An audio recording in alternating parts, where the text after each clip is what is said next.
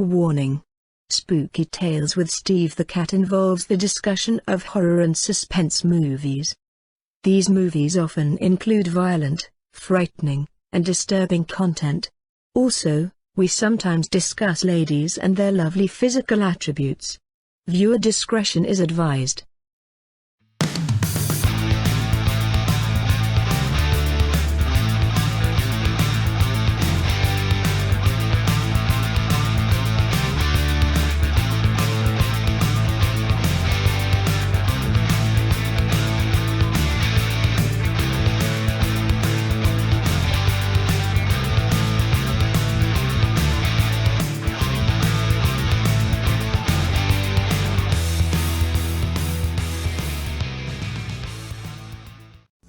Hello and welcome to a special summer vacation edition of Spooky Tales with Steve the Cat.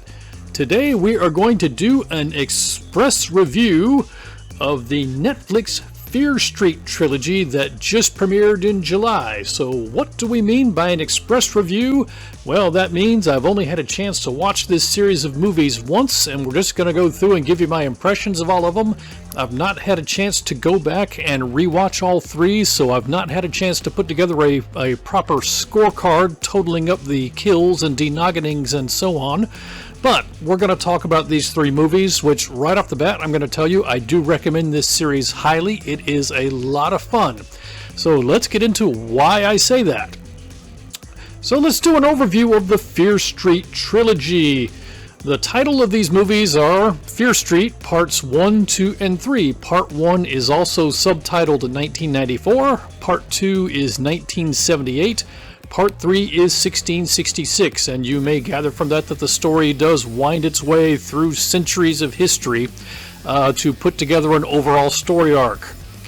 This is a slasher movie with a supernatural twist. It was released in 2021. Like I said, it was just released in July of 2021, so this is hot off the presses. It is directed by Lee Janiak, and the cast includes Kiana Madeira, Olivia Scott Welch, Benjamin Flores Jr., Sadie Sink, who you may know from Stranger Things, Emily Rudd, Jillian Jacobs, who you may know from Community, and Ashley Zuckerman. And as always, I apologize if I mispronounced anybody's name. Now, on Spooky Tales with Steve the Cat, we sometimes talk about the importance of setting your expectations properly going into a movie.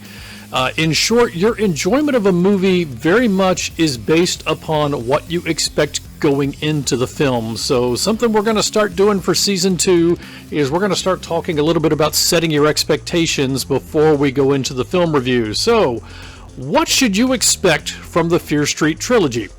Well, the one-sentence summary is that it is a 3-part trilogy about a town with a history that is haunted by an assortment of spree killers and a witch's curse. Now, I had to edit myself there. When I originally put these slides together, I said serial killers, but the more I think about it, I think spree killer is a more apt description. It does not seem like it's somebody who plans and goes on and kills person after person over a long period of time. It seems like somebody who just kind of goes berserker and takes out 6, 7, 8 people all at once. Why you should watch the Fear Street trilogy? Well, it is an excellent tribute to old school slasher movies with good production values and a likable cast. And it's the kind of thing that you might like if you like, for example, Scream, Friday the 13th, It, or Stranger Things. The first film, 1994, has a very Scream kind of vibe to it, particularly the opening scene of the movie.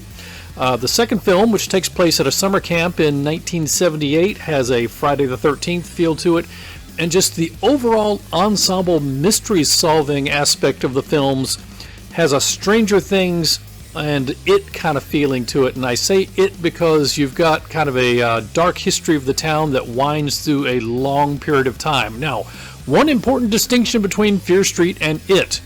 Fear Street is actually something that you will enjoy watching, unlike It, which sucked royally. So let's do a film summary for the trilogy. The trilogy tells the story of two neighboring towns, Sunnyvale and Shadyside, and it takes place in the year 1994.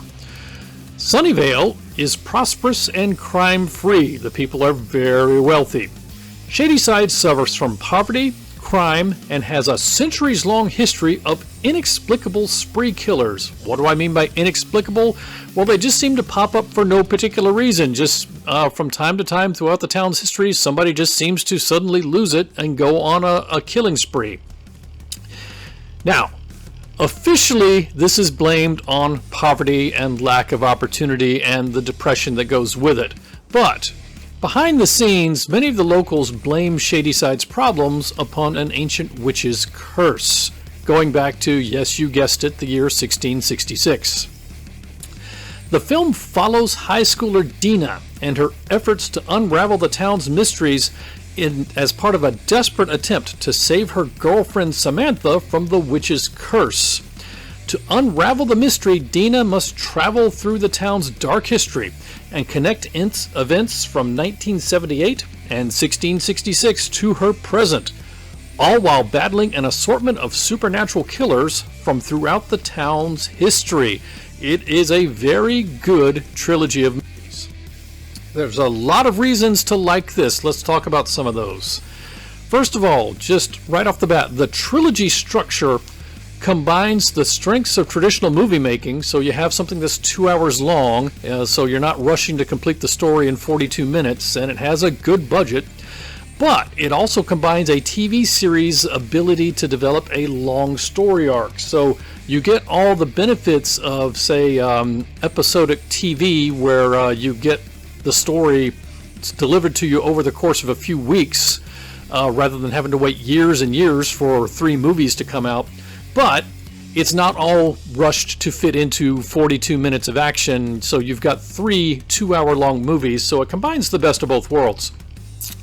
It gives you good acting and a likable cast. There are good production values and good special effects, and there is some gory stuff in this movie. It is largely well written and well paced, and for the most part I would say it manages to keep the story moving without dragging or rushing. Now, it's not perfect, we'll talk about a little of that in a minute, but it is very good. There is a spooky atmosphere, and it features some truly scary killers. There are different killers from throughout the town's history. They all seem to have their different way of going about doing things. They all have their unique quirks and unique personalities, and it's just interesting to see. There is edge of your seat suspense. You will want the heroes to succeed, and that's always a good sign. If it's a good movie, you'll want the heroes to succeed. There is lots of 90s and late 70s nostalgia, so if you're from those eras, it's going to feel like a big warm meal of your favorite comfort food. It's just going to be a lot of nostalgia. And overall, it is just an excellent, fun throwback to classic 80s and 90s slasher movies. That said, it's not perfect. Let's talk about some things that could have been better. Now, right off the bat, I'm going to say I do recommend all 3 of these movies highly. They are very good, but they're not without flaw. So what could have been better? Well, after 2 excellent movies, the 3rd movie is a bit of a letdown. Specifically, the twist or the reveal, whichever word you prefer, is kind of formulaic and predictable in the 3rd movie. And because of that, the journey back to 1666, where you learn about the town's history, to me that part seemed to go on for too long, simply because the reveal was predictable. I mean, to me, I already knew what was going to happen, and I just wanted it to get over with. To me, it went on too long because I knew what was coming. The end of the movie is very exciting. Some of you might find it unnecessarily chaotic. That's a matter of taste.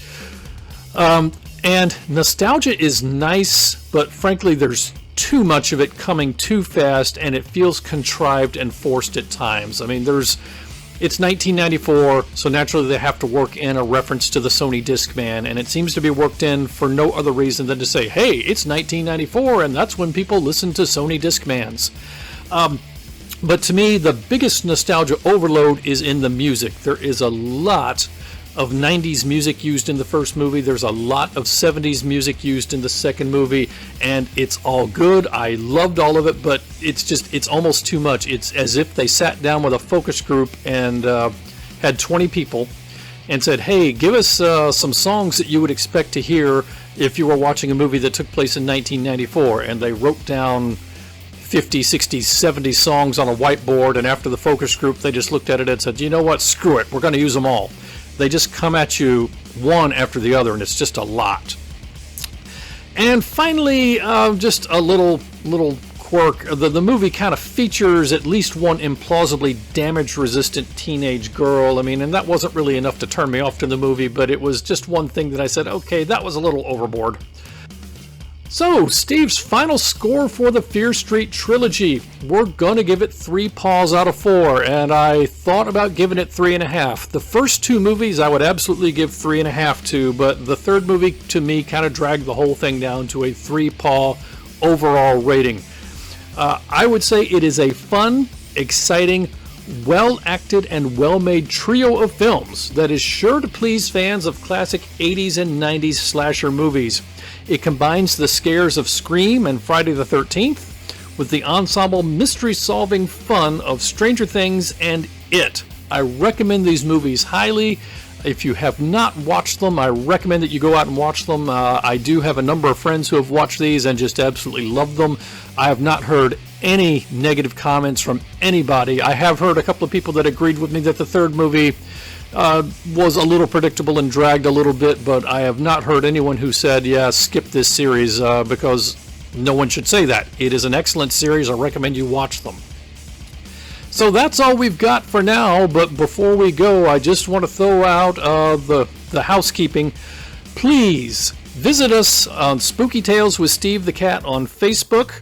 And please make sure you like and share and subscribe. As we all know, Facebook algorithms are ever changing, and the only way to stay on top of that is to like, share, and subscribe, and check back often. Now, we are on summer vacation right now. We're working on ideas for season 2. We're putting a schedule together. We're putting bits together as we speak. We will be back with new episodes in September, but between now and then, you can still visit Spooky Tales with Steve the Cat and catch up on Season 1 episodes. You can also check out some of the fun photo albums we've got there. We've got an archive of old vocabulary lessons. Plus, we'll be posting bits from time to time from our summer vacation, so home movies and vacation photos. So please, check out Spooky Tales with Steve the Cat on Facebook. And while you're on Facebook, make sure you check out some of the other great content artists at Psycho Bunny Death Cult. Psycho Bunny Death Cult is your nightly heartbeat of horror, but the beauty of it is, it's not all horror. It's horror, plus there's also true crime, there's unsolved mysteries. We have content artists that do interviews with authors and musicians. We even have live music from time to time. There is just a lot of great content, so please, on Facebook, check us out at Psycho Bunny DC. If you're on the World Wide Web, check us out at pbdctv.com for the full-blown website. You can also find us on YouTube at Psycho Bunny DC. But one way or another, make sure to check us out. There's just a lot of interesting stuff. So that's all for now. I am Steve the Cat. Have a great day. Thanks for joining us.